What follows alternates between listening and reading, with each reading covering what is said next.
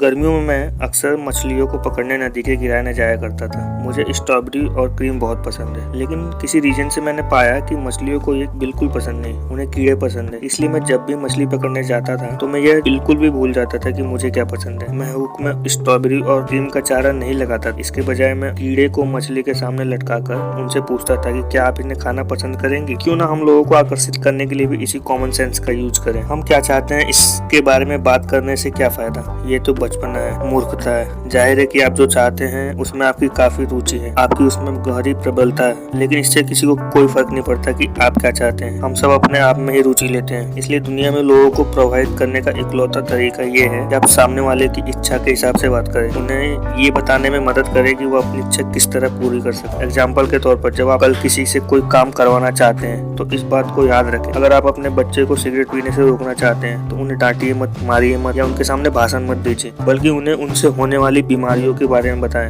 उन्हें बताएं कि सिगरेट पीने से क्या प्रॉब्लम हो सकती है। बहुत पहले मैं न्यूयॉर्क के एक होटल में करीब 20 रातों के लिए एक रूम बुक करता था। मैं वहाँ पर सेमिनार अटेंड करने के लिए हर महीने जाता था। एक सीजन की शुरुआत में मुझे अचानक एक सूचना आई कि मुझे पहले से 3 गुना ज्यादा किराया देना पड़ेगा। यह खबर मुझ तक पहुँचने से पहले ही टिकट छप चुके थे, बढ़ चुके थे और सेमिनार का सारा प्रचार भी हो चुका था। जाहिर था कि मैं बढ़ा हुआ किराया नहीं देना चाहता था, लेकिन होटल वालों को इस बात से कोई फर्क नहीं पड़ता।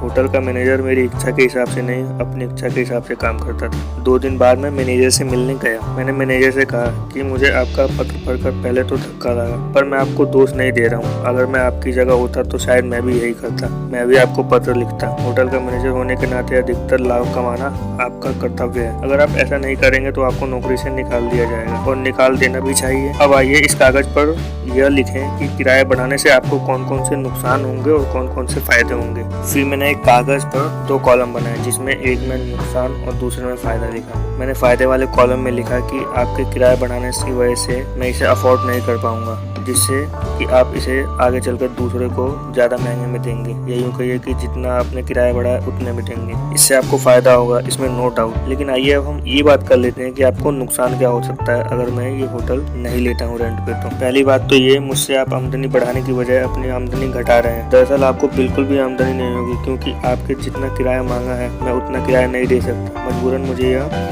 सेमिनार किसी दूसरी जगह करनी पड़ेगी। इसके अलावा आपको एक नुकसान और होगा। यहाँ बहुत सारे लोग शिक्षित और संस्कृतक आते हैं।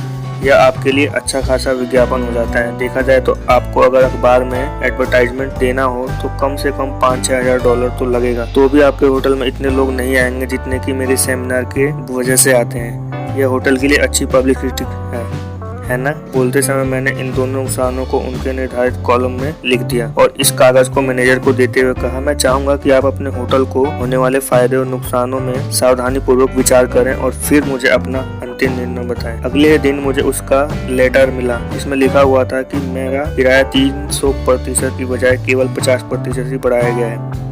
गौर फरमाए, मुझे यह छूट तब मिली जब मैंने इस बारे में एक शब्द भी नहीं कहा था कि मैं चाहता था कि मेरा किराया माफ हो। सामने वाले व्यक्ति की रुचि के हिसाब से सोचा और उसे यह बताया कि वह अपनी मनचाही चीज कैसे हासिल कर सकता है। मान लीजिए इसकी बजाय मैंने वही किया होता जो स्वाभाविक तौर पर हम सब करते हैं, यानी मैं उसके ऑफिस में घुस गया होता, उससे कहता मेरा किराया 3 गुना बढ़ाने का क्या मतलब है, जबकि आप जानते हैं कि टिकट छप चुके हैं, प्रचार हो चुका है। यह तो जाती है, बेवकूफ़ी है, मैं इतना किराया हरगिज नहीं दूंगा। तब क्या हुआ होता, बस एक बहस जिसमें दोनों तरफ से गर्मा गर्मी होती, तनातनी होती, जिसका कोई अंत नहीं था। चाहे मैं उससे कितनी भी गलती मनवा लेता, लेकिन अपने रिस्पेक्टेशन के लिए वो कभी नहीं झुकता, वो कभी तैयार नहीं होता कि मुझे इतनी छूट देता। दोस्तों को सफलता का कोई रहस्य है तो वो यह है कि हमें सामने वाले के नजरिए से समझना चाहिए। हम किसी घटना को अपने नजरिए के साथ साथ सामने वाले के नजरिए से भी देख सकते हैं। इतना आसान है, इतना स्पष्ट है कि सच्चाई हमें पहले नजर में ही समझ में आ जानी चाहिए, लेकिन फिर भी